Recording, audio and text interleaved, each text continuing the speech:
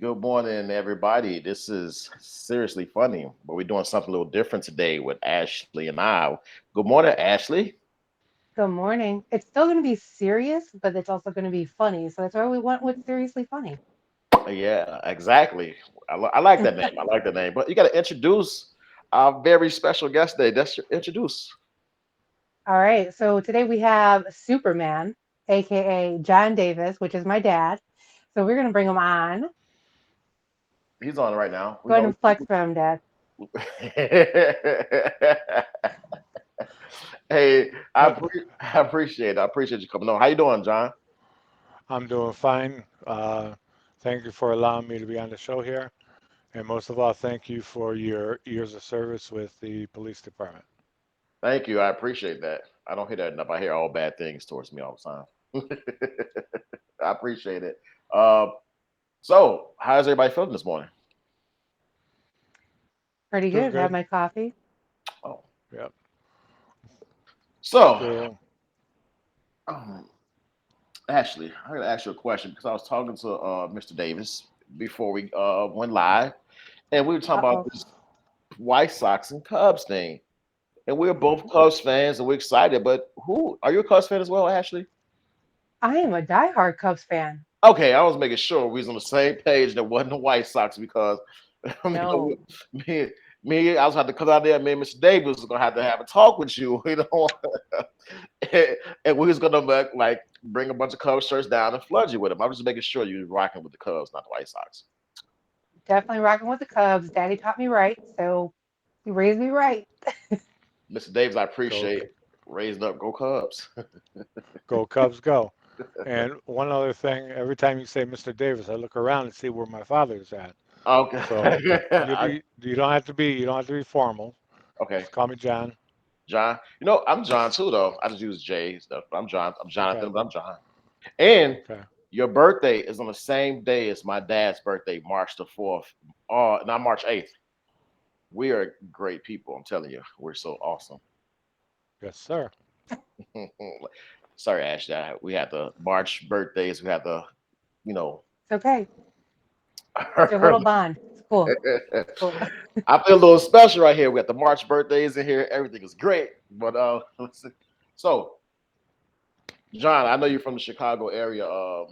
Ashley did provide that. So real quick, like the present time right now is crazy. I know things a little different. How can you compare the times from the past to like right now compared to what's going on? First thing I think of in the past, if you ever shot an officer, that was capital punishment. And I don't know what happened and how that law got changed, but now the police officers have targets on their backs, Yeah, and they need to go back to capital punishment if you kill an officer. I certainly agree with that. Times is crazy, and then you look at the what I got a question. What was the price of gas? That's what I was going to ask. The price of gas your time to now because gas. I just got gas. It was like 3.55. What was the price of gas back then when you got your first car and everything? What's the price? Um, Trying to think. Well, you ever watch the Flintstones? Yes. You know, their gas prices were like two rocks or whatever.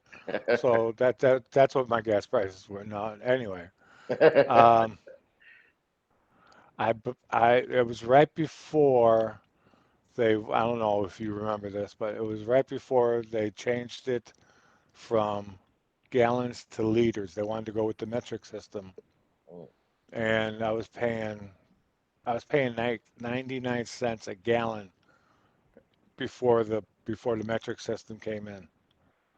Wow. 99 cents. If I could pay 99 cents for gas right now, I would just drive all over the United States just because I can. Amen. 99 I would cents. do the same thing. To fill up a You car would know, cost $20. right? 2 years ago, the gas prices were $1.57 down here in Mississippi now. $1.57, $1.65, whatever. You know. So once again, what happened? It's like overnight. Yeah. Come January 2nd, gas prices went right back up. Yeah, it's shockingly like how things changes over time, and it actually put a toll on you. Like dealing with what society offers, it has a toll on you, on your body, on your mind, like mentally. Hmm. It kind of wears you out. You know Right. how things change and Hmm. with the current changes now. Like I know your situations are different, and like how like with the news and everything. How do you like? I know you was in the pharmaceutical industry for 30 years. Right. Like with what you know compared to what's going on, what is your intake like? Your outlook on everything. Well, let's start with the media because that's you were talking about the news. Um, right as of now, the media is a brainwashing machine, and it only it's owned and operated by the uh, left side of the government, I would say. Yeah, Um, and then also with the vaccines, uh, with my knowledge of pharmaceuticals for 33 years, it actually takes 3 years for any vaccine to go through the full process and get approved by FDA. Now, this one came through and it was approved 6, 7 months later. That don't make sense. yeah, Also with Lysol, okay? When coronavirus first came out, um, or was announced through the media, the can of Lysol, the germs that they killed, coronavirus was already on that can. So how can coronavirus already be on the can if this is a new pandemic? right. So, yeah, it's crazy how things are like evolving like over this short period of time, and how there are like so many changes going on, and like you say, you've been in the industry for over for 33 years, and we have like this vaccine that's sharply put out, very quickly, and I don't know. The media, like you said, the media plays a role. And I got to add on to what you say about the media. The rich, the billionaires who funds the media and controls what is being put out there. And people, I tell people all the time, do your researchers out there. If you see who funds the media and see what organizations fund them, you can look up those organizations that fund the media, and all links back to individual billionaires like our Er, Bill Gates and George Soros and the company. Exactly. Right. Yeah. So there's a path link. But Ashley, I want to take over, Ashley. I want you to be able to talk to your dad too. So let me step back a little bit. I know you got some questions you want to ask Pops. No, I just want to bring up one question because, my dad, again, we're talking about the pharmaceutical field, we're talking about the vaccine. Dad, tell them how many times you've been, and you have underlining um, health issues now, not just your cancer, but you have other health issues. And that's one of the things that they're saying is if you have underlying health issues, you should get the vaccine. What do you tell your doctors? Well, when a doctor brings that up to me, I said, okay. Unfortunately, you and your whole staff and all the medical field at the hospital and everything all had to have vaccines. The vaccine first came out, then 6 months later, another batch of vaccines came out, and that was to the elderly. Then 6 months later, after that, then it was out to the general public, as in children and your average adult. So I at that time I asked them. I said, so who's to say that same vaccine that you had is going to be the same vaccine that the kids and the regular adult, average adult, is going to have, you know, now? And he said he thought about it and he was just speechless. And he says, you know what? Never thought of it that way. I said, exactly. I said, you don't know what they put in this stuff. and you'll never know what they put in it. And there's never a shortage for these chemicals or these ingredients, but there's shortages on water, there's shortages on meat, there's shortages on produce, but you never hear about any shortages for the pharmaceutical field. Never. Right, And right. I personally find it amazing, and you've been in that industry for 33 years. Um, and just talking with you, I've learned so much, and it's like really just opened my eyes as well. Uh-huh.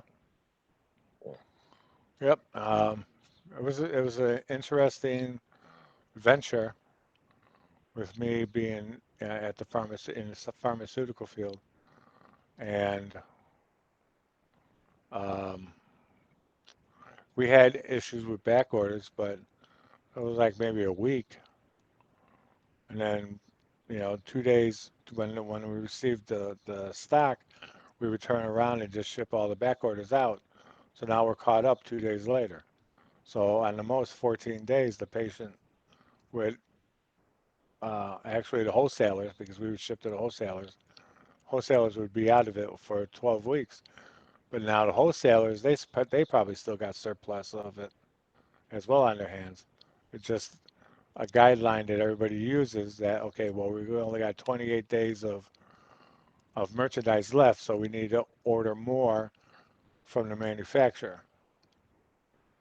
So Oh, basically, when it comes to consumer, maybe 3% of the patients were affected by that back order, if that. that's pretty much. I had a quick question. I know we talked about this before we came on live. You mentioned the H1N1. How like wh- you had it for how many days, and how was it contagious? Were doctors like afraid to treat it, or like how was that experience like dealing with the H1N1?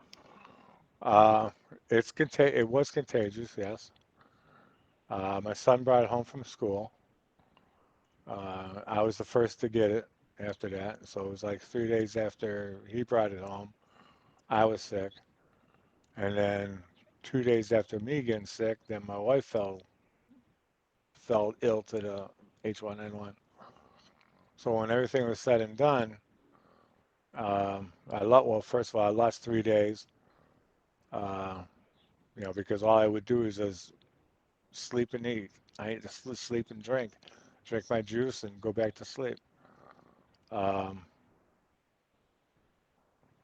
but after everything was said and done, after like 3 or 4 days, I realized, okay, number one, my 14-year-old son was out and about for 3 days, had no clue on what he was doing or anything.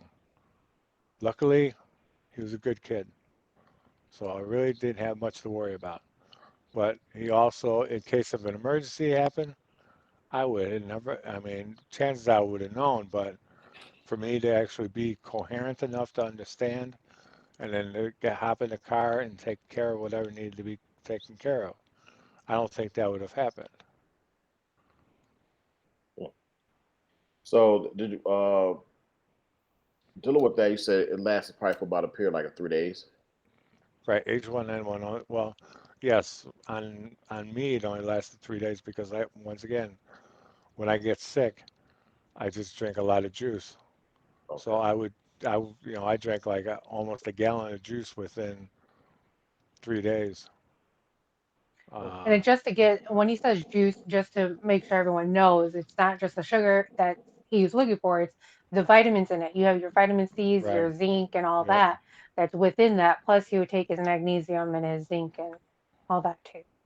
Oh, And this is pre-COVID, FYI. So right. right. just want to put that out there. So I had a couple of questions for, of course, like I asked you to send some pictures. Oh, my mic. And I have some I can load up. Ask you anyone particular you want me to show first? No, just let me know which one you're going to show first so I can explain it. Okay, the one in Woodbury. Okay. So that is I'm gonna so for all the Walking Dead fans, when my dad lived in Georgia, they actually filmed what 10 minutes away from you, Dad? Yes, Okay. So that picture was actually taken, I want to say about a year before he was actually diagnosed with cancer. So that's, not saying he's not healthy today, but that's, pre-cancer healthy Mr. Davis. Got that. So I got that Dark picture in this. hair, Yeah. dark Yep. hair, dark beard. Yeah. He didn't get his gray hair from me. I got the picture up. So with that, like, when did you like learn, John? When did you learn that you had cancer, and like, how did you deal with the news? Um, I went to doctors, all different doctors. They were doing all kinds of tests. They were doing upper GIs, lower GIs, and come to find out that a colonoscopy only goes up to your small intestine. Your small intestine connects to your colon. Well, the colonoscopy only goes up to the small intestine, and then the upper GI that to the only goes to the small intestine as well. So now that's all that area of small intestine never could be caught on a colonoscopy or an upper GI. So uh, the day I was diagnosed, I was just going through hyperthermic shivers where you just sitting, sitting, and all of a sudden you just freeze, and I mean, just like you're shivering. Just could be like 90 degrees in the house, but you're shivering. And that happened for 3 days straight. And finally, my wife says, "That's it. We're going to the hospital." So I went to the emergency room, and doctor asked me a few questions. You know, is it hard for you to urinate? Do you have problems urinating? And I said, "Look, I'm 50 years old. Of course, I got issues with that." He goes, "Okay." Um, then he's asking about, the scans I had and everything. Uh, he says, "Well, you know what? Let me check. Let me do an ultrasound on your kidneys and bladder." So they take me downstairs and downstairs to the ultrasound room, and the tech there, as he's looking around on my stomach and stuff, all of a sudden I hear, "Hmm." Come on. Everybody knows that when somebody says, "Hmm," especially in the medical field, that's not good. So I asked him. I said, "First of all, I know you're not allowed to say anything, but what are we looking at?" He says, "To be honest with you, I don't know what it is, but it's behind your bladder, and it's about the size of a pack of cigarettes." And took me back upstairs. No, they did an MRI after that, and then they realized what it was and did a biopsy right there, and came back as malignant, which it was like a rapid test on the malignancy. Sorry, got tongue tied there. Okay. Um, so then the doctor comes in and said, "Mr. Davis, I'm sorry to say this, but you have cancer." I'm like, okay. You know, my first concern was my wife and then the kids. We were empty nesters, so it was more so my wife. And she comes walking in the room, and she's got that look on her face. I said, what's with the look?" She said, "Well, I just met with the doctor." I'm like, "Oh man." I said, "I wanted to tell you, because that broke my heart Yeah. that she was told on her own by her, nobody else there for support when she was told this. And it tore me up. But, then after that, I shift gear. I mean, I shift gears instantly on a lot of situations. You know, I have my 30 seconds of uh, mourning or whatever, and you know, then I say, okay, let's move on. And I told her, I said, we'll be fine. You know, yeah, I got cancer, but it's not going to control me. I'm going to control it. Um, Met with a cancer doctor, cancer surgeon. And that was 6 weeks, 6 weeks after seeing going into the emergency room. 6 weeks later is when I saw the surgeon. And he did an MRI at that point again. And to find out that within 6 weeks period, it grew from a pack of cigarettes to a softball, size of a 16-inch softball. So they scheduled the surgery like a week later, and they told me that, you know, if you would have waited any longer, that it would attach to the colon, and then from there it would have just spread like a wildfire. So he says, "You're lucky." And when we came back, when I got released from the hospital and came back home, I wanted to personally thank the doctor in the emergency room. So I called uh, patient People. relations, patient relations, and met with this lady. And I told her the whole story. She goes, "Oh my God, that is such a beautiful story. You know, it's heartwarming, but it's also, you know, a beautiful story." And so she set it up that I would be able to meet this doctor, and I shook his hand. And I told him, I said, thanks to you, I'm able to see my son get married. He was getting married in May, and surgery was in March or February. February. Surgery was in February, and it's a 6 week healing time. So by the time his wedding came about, and I was helping set up with the wedding and stuff, um, I wasn't 100%, but I was just like 85, 90. And, you know, people just kept on saying, slow down, take it easy. I said, I got this. You know, I know when to stop. So, but also one other note is while I was in the hospital after the removal of the tumor, this lady comes walking into the room and she introduces herself as the chaplain. I'm like, oh my God, no, not this, right? Right. So she says, I just want to make sure that you're okay. I said, I'm fine. I'm fine. You know, the cancer's there. I understand, but spiritually and mentally, I am fine.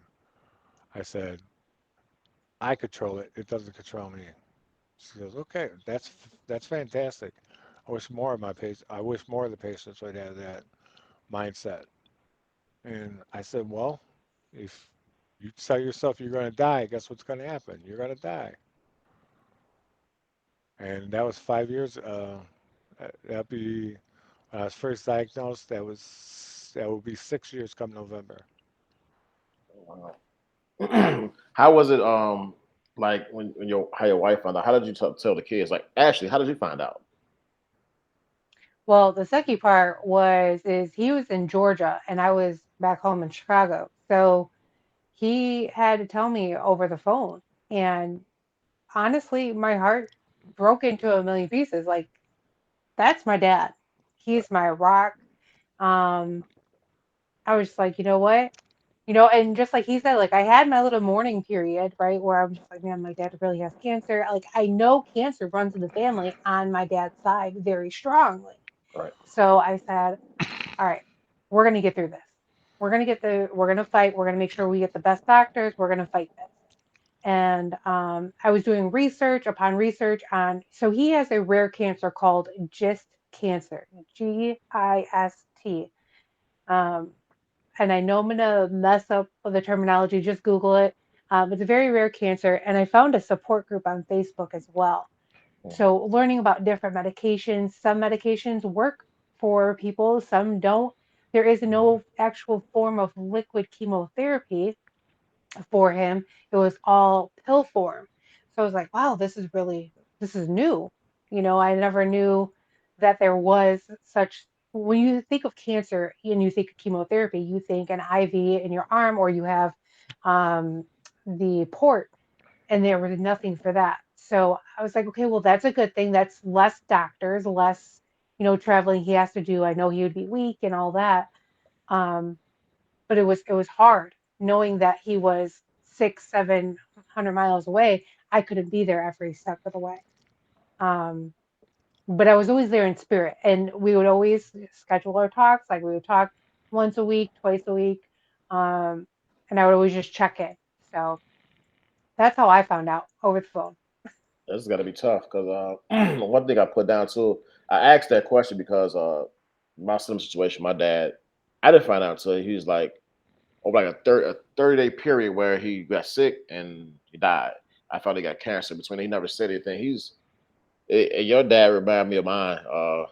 They got that humor, and he always wanted to stay positive, so he never wanted to bring any like lightness to the situation or any distraction. So he kind of like kept it swept underneath the rug. So we never found out until until he was in the hospital. Then he eventually went into hospice and everything. So um how did you like so how did the rest like how did you deal with like the rest of your family, like your sister and brothers? Like but they you try to be there for them being the older sister or like how did you deal with it? For me, Yeah. She beat their ass. That's what she did. I did do that growing up. I did. Um, you know, my youngest brother on my dad's side, he lived in Georgia. So, and I knew he was going to take it hard, because him and my dad bond in different way, a different way than me and my dad bond. They play instruments together. My dad played the drums, he plays the guitar, so and car. So they always bonded differently. Um, so I knew my brother was going to take it hard, and I would just always reassure him, look, I'm here for you if you need to talk, if you need to cry, whatever it is. Like it's okay to be emotional. It's okay to show emotion. Um, Whatever you do, don't keep it bottled up. Like here, I'm preaching, don't keep it bottled up, but I'm bottling it up and not talking to anybody about it because at the end of the day, I was scared. I was, you know, afraid to be happy, um, because I felt like the minute I was happy, my world was going to come crashing down. So I was afraid to talk about it, but I would constantly just check in. My other siblings, we would talk about it here and there. We would plan trips just to surprise our parents, drive down to Georgia or now, drive down to Mississippi and surprise them. It's this shook my world, um, in a bad way, but then there's also good things about it. It made me open my eyes and realize that life is so short. Life is precious. The grudges you have to let go of those grudges. You have to move on. Forgive the people who have hurt you and live your life. My dad is a true role model of, if you're sick, are you going to take control of your illness and your sickness, or are you going to allow your body to control it? Because the minute you let your body control it is the minute you're saying you let go and you're no longer in control. And watching him fight every day is just truly amazing. I give like it is, and this stories I need to hear like this because people seem to people that suffer from cancer. It seems right now swept beneath the rug, and like there's one focus on one thing, and people don't see this. Like, if you can come out with this vaccine in 6 months, allegedly 6 months, why can't we treat our cancer patients, come out with something for them that's been suffering for over a matter of years? So this Yep. is this is one of the things that like gets me disturbed. And then people, you have outsiders say, "Well, take it, take it, take it." Look, we all lost people close to us. I lost many to cancer, flu, but the focus, the real focus should be what we're talking about right now. That's what the focus should be at, because that's one of the number one. I think number one, number two cause of death in the country is cancer, heart disease. Right. Hmm. If you want to really save people, find something to cure that, because that's the big save. You Right. want to save people. This what's going on right now doesn't make any damn sense. I don't give a damn what anybody says. It doesn't make sense. We have people suffering right now, and I think that it's disrespectful as hell to sweep cancer patients underneath the rug and talk about this little one thing. And I get it. We got people suffering from it, but we got people suffering from cancer as well. And I think everybody has a family member or two or a friend that's been suffering from this. You know, from cancer. So like John, like how do you like you see you're a pretty strong man. So I know like dealing with life situations, do you deal with them like you normally would in the past? It's nothing. You don't treat anything any different. You just go along with the day. Like how do you like deal with like your daily life activities and situations? Now I just it's every day's a blessing for me. I wake up in the morning and I first thing I say is thank you Jesus for giving me another day. Reach over and give my wife a kiss, and because if it wasn't for her, I don't know I don't know where I'd be. She's my best friend, and it hurts to know that when the time does come, that I'll be leaving her behind. Sorry, excuse me. Um, but to deal with life today compared to decades ago, do you mean like going out and dealing with the public or? Yes, going out there with the public. Okay. Well, Doing what you want to do. right, no. Uh, it amazes me because, you know, you go to, say, Walmart, and then you got the associates, every chance they got their phone out, and they're texting or whatever else. When we were that age, there was no cell phones allowed. You know, you need to make a call or whatever, checking messages, do it on your break. Right? You should get a break every 2 to 3 hours. So, you know, if there's an emergency call, then you call the store, you know, for an employee. Right. Uh, but there's no respect anymore. There's no um, what is it? Um, Kindness. no pride. There's no pride in their jobs or their duties or whatever they have, you know, whatever it may be. You know, back in the day, you were proud to work for a company, especially, well, I'll say, you know, I'm not going to use Walmart for an example, but, you know, working for a name and a big name franchise or big name corporation, you know, you you did yourself good for being in that company because, you know, sometimes depending on the company, it's hard to get in. And, you know, just like I said, the people today have no respect. They have no pride, and it's just I don't know laziness. You know, Definitely. I That's guess fine. I guess that falls under the pride, but um, But it amazes me that they get away with it. It's that, and it's also the entitlement. Like these people feel that they're entitled. Well, I've been doing this job for 30 days. I should be a supervisor now. Or they just, these kids, and it's true. Like they feel that they're entitled to things. And my dad taught me well, work hard, work for what you want. You know, you sometimes you have to start off at the bottom of the barrel or bottom of the chain and you work your way up. Yep. But it's these kids, well, I have a master's degree. I should have this job. Well, you have to work your way up. Yeah.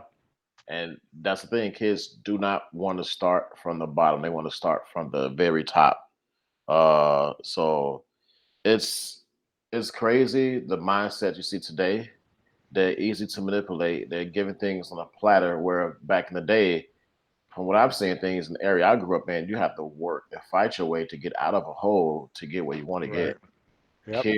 Kids are not doing that right now. They don't. There's no struggle. There's no nothing. So it's easy to brainwash somebody who wants something, give it to them on the plate, to the person to crawl themselves out of a hole to work and get what they want to get. It's hard to brainwash them. At least that's my belief, because I think all of us here, we have to work very hard to get where we're at today and do some things we want to do.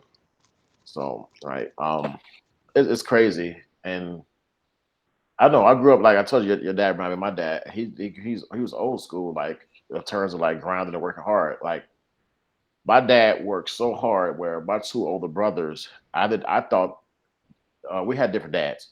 But I thought my two older brothers, I thought we all had the same dad. He worked to provide for everybody, and did my things. And I see that. I don't see it today, hardly ever. The way people work now, it's totally different from like when you like your dad, the days your dad worked and everything. It's everything is given out and nobody want to work hard. Like you said, they want to start at the manager level on everything. It's amazing. But I got this picture I want to pull up. I do have another picture. And so Ash, just a picture where it says Superman is ready to kick cancer's ass. I think it's the whole family. I'm gonna show it up here. Yep. Yeah, I So see. that was his second or his third cancer Third surgery. surgery. Uh, the first one, they cut him from the breastbone all the way down to his pubic lining, like cut him open. Oh, This one they did again, but it was more, they started at the breastbone and then they were trying to take off 15% of your liver, right, Dad? Pancreas is on 15% the of your liver. liver? Yes. Well, Yeah, and then they fif- also took out your the- gallbladder. right. Plus, they removed 15% of both the left side and the right side of the liver. yeah. So had the he had to be cut like halfway down his abdomen and then over to the left. So now he's got like a nice L on his abdomen. And that trip, my brother, who's in the army, we coordinated. I said, look, I'm going to go to Dad's. He's having surgery this day. He was stationed in upstate New York. He drove from New York to Georgia, and I flew in. I flew in Yeah. to Atlanta. My brother and sister-in-law picked me up, and we all surprised him. So it was there. We're always together as a family, this this journey. Whether we can't be together in person, we're always connected spiritually. And thank God for technology nowadays, because we do have, FaceTime and all of that too. So, but that poster, me and my two other brothers, we worked on in the hospital getting that poster together. So when he came out of surgery, he had that. Oh no, we worked on it the day before. Sorry. Can't even get my story straight here. That's horrible. I will, uh, Yeah. And the sad thing about that though is, I mean, I enjoyed the poster. It's just as a as a young adult, older teenager, I broke my ribs on the same side that they did this. They cut me open on. And when I actually came out of recovery and I was starting to wake up, I'm like, oh my God, my ribs, right? And I asked, I said, did they break my ribs or did they lift my ribs? And don't know. So when I saw the doctor, I said, how did you lift my ribs? He says, yeah, I lifted your ribs. And after I lifted them, I saw that there was a fracture on the back side of it. And I'm like, yes.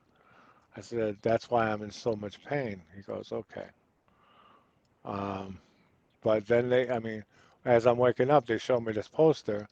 And if you got broken ribs or suffering from the signs of broken ribs, like I was, and you start laughing, it's over. I mean, it's like, oh, stop, right? That's this is a pretty dope poster. So actually, I got another picture I'm gonna put in here. I think it looked like it was in the backyard, a white fence behind.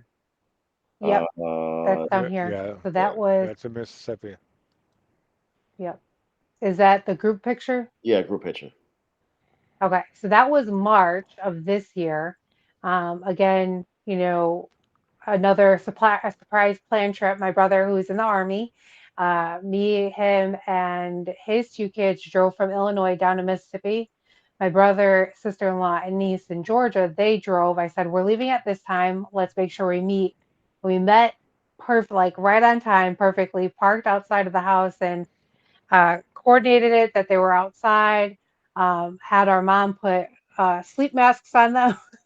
So we walked up and sung to them. He was shocked, to have three out of his four kids plus all his grandkids under his roof. Um, Mhm. and to me, it just anybody who's going through cancer, make it memorable. Don't have Yep. pity parties. Make it memorable. That's something I've learned through my dad. I want to make every birthday memorable, every holiday memorable, um, so on and so forth. So live it up, enjoy it. Yep. Damn. Yeah, I'll have my little pity party, as she would say, every once in a while, and it's like then all of a sudden it's like suck it up, right?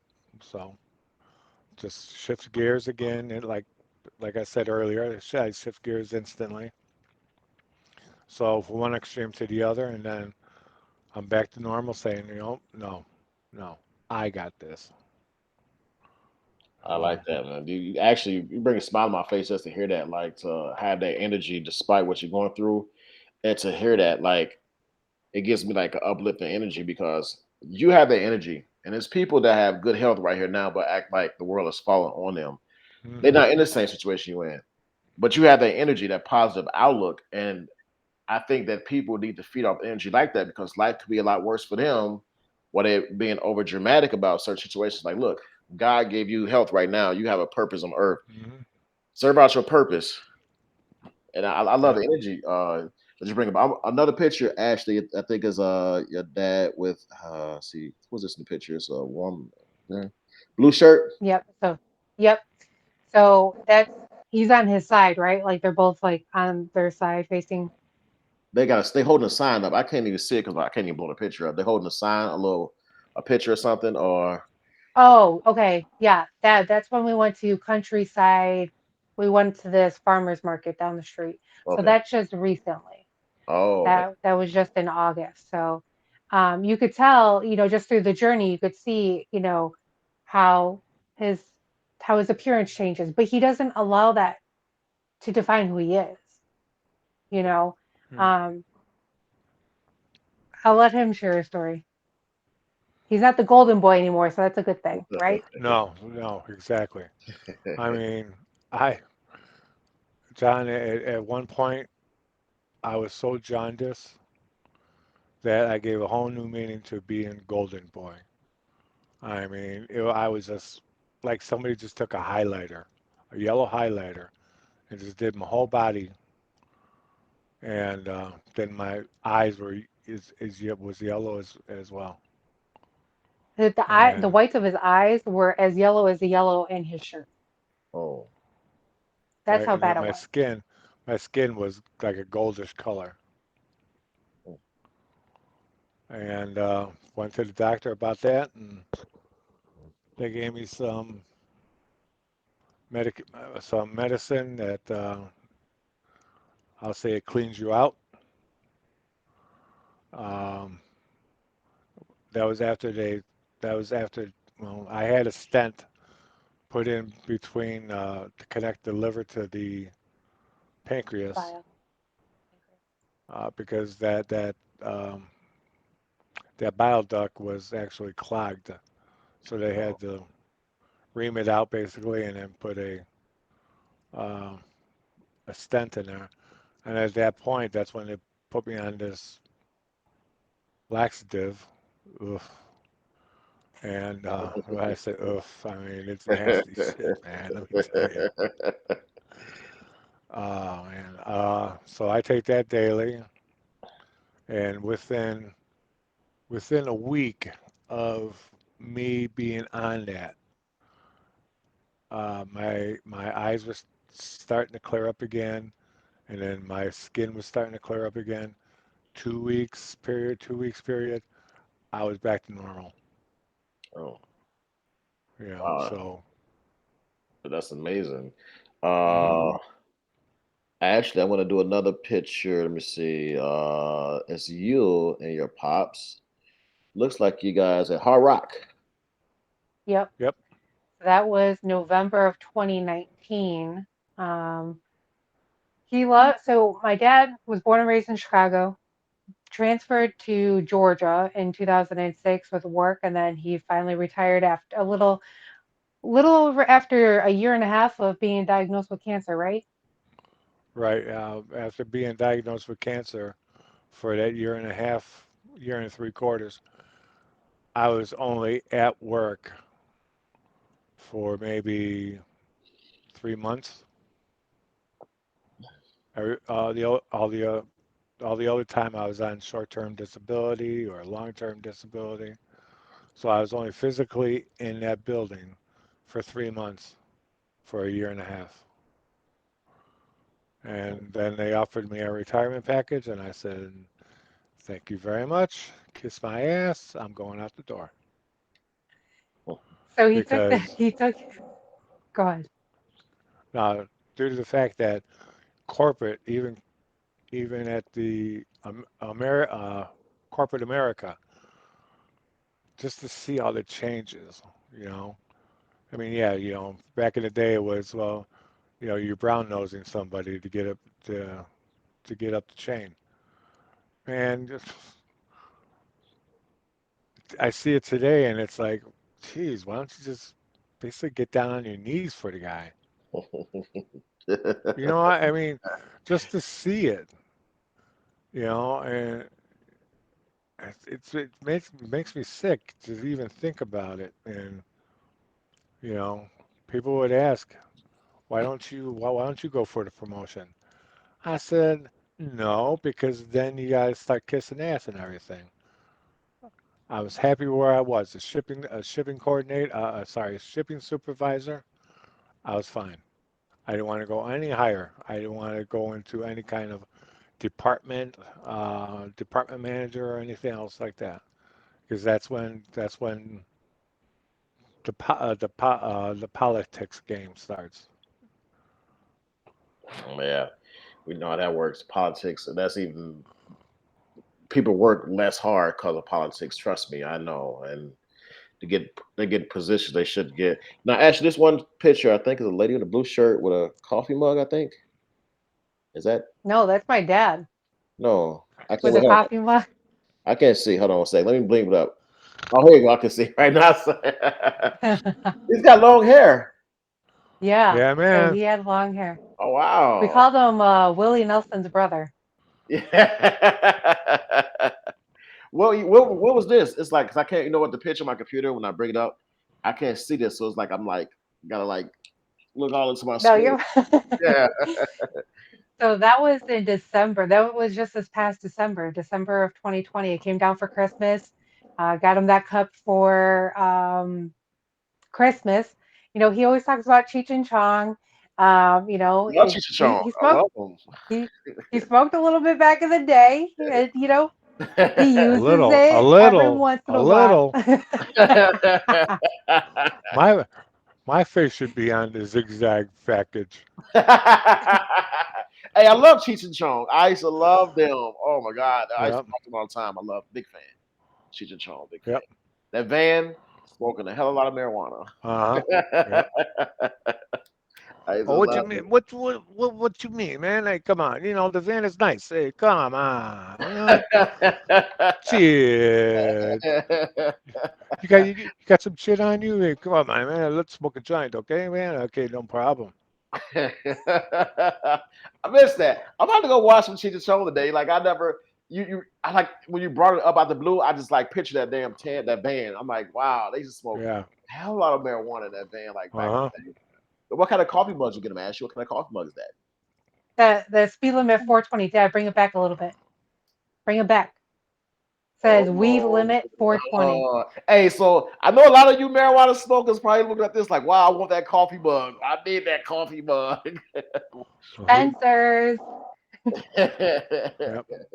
Now, I got a question to ask you, John. This is like what's probably your personal opinion, because I hear this from some doctors. They never really give me like a indirect answer. They not a direct answer. They're always like indirect.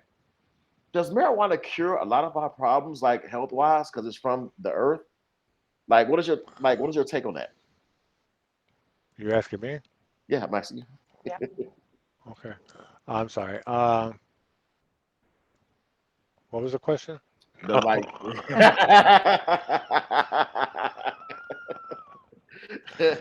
Um, I mean, they should legalize marijuana. They really should. Because back in the day, you smoke a joint, you kick back, you're relaxed, you're not even looking for trouble, or you're not even looking to start trouble. So it mellows you out. And I mean, I was as I grew up in Chicago, I would go down to the lakefront, and there was like an overpass that you had to drive, an overpass you drove over, and the overpass was for a walkway underneath. But as you're approaching this overpass, you see lines of cars just parked on the sides, and then you see then you see the purple haze coming out of the crowd. Uh, as you drive by, you got your windows down. Hey man, got joints, got lids, got half ounces, got dime bags, right? Everybody's selling weed, right? And once in a while you get hash, but you wouldn't find any coke or anything like that. It was just basically just weed. right. Uh, Do you feel that and it helps yeah, you at all? yeah, I'm well preserved. You know, I got so I, I got so much THC in me, so I'm I'm good. And now I smoke a little bit of CBD once in a while, which I mean it's okay, but it's really not what it used to, not what It's not as not the natural. full effect. Right, it's not the full effect. But I did have some that was actually marijuana, and that wasn't too long ago. And I'm telling you about a half hour after smoking it, I'm like, man, this stuff's just too strong for me, right? Right. And then next thing I know,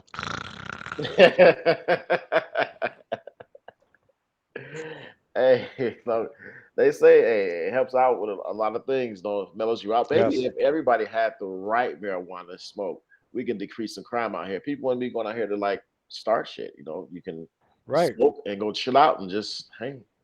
So I wish I knew somebody had that right supply.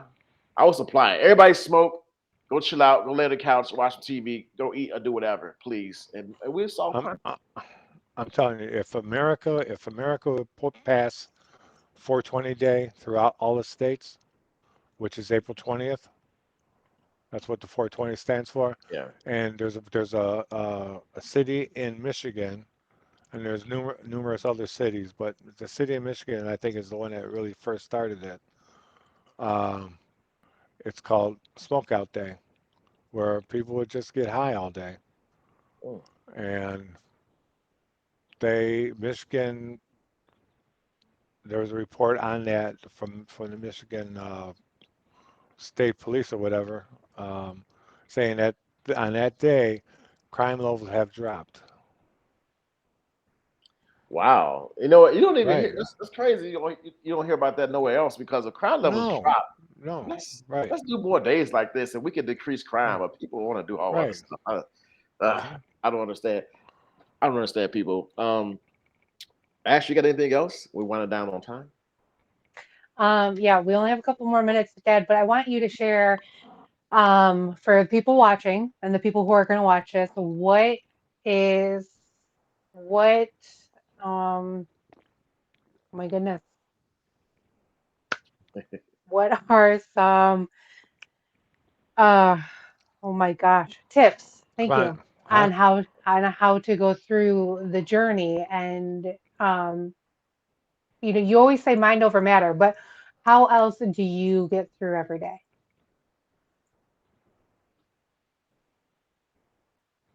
Um, Besides mind over matter, I just go through the day like just like every day.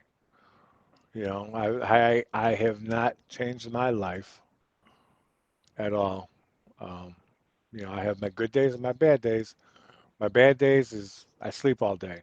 My good days, I'll get up and I'll start messing around with wood cutting and stuff like that, or do a um, couple things from the honeydew list, that need to be done. But other than that, I just look at every day as just a regular day. I don't think about, you know, me being sick or anything else. I That's just keep, I just keep going. So, that's amazing, man. Awesome.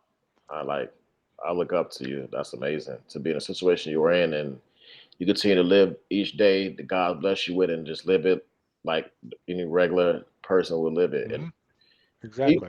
man, people out there that think they're less fortunate, you're not in this man's shoes and he lived his life regular like any other person would. But yet people out there, you have this poor ass excuse on how life is treating you, but you could be far from Right, the worst situation, man. Y'all live up right, to the God situation you're in. right. My theory on that is when you think you got it so bad, just remind yourself that there's always somebody out there that's worse off than you are. Yeah. And while I was working and I come across a coworker, and I hate working with people who are just down, you know. I can't stand downers. Yeah. I need to go over there and say, "Come on, get out of it. Let's go. Come on, chop chop." I'll tell a joke or whatever else to make them smile, make them feel better about themselves. Whatever their problem is, get their mind off of that problem. And then, an hour later, that person comes up to you and says, "Thank you, John. I really needed that." I said, "Not a problem, man." You Mm. know, Man, I just, I appreciate you so much. I do. You just gave me energy today. It's Saturday. You gave me some energy. You made me look at life differently because I can look at some things like, man, I'm so stressed. But now I think that this show here in particular that we just did with you, by you coming on here, you giving me a new outlook on life. From today, you give me a new outlook on life. And I appreciate well, that's why they call me Superman. that. Superman, I'm feeding off your powers today, baby. I look at life differently, and I'm gonna go out and I'm gonna have a good Saturday and a good rest of my life. And we'll be in contact. Oh, Ash, we talk every day, so we'll be in contact. I appreciate you coming on. I really do.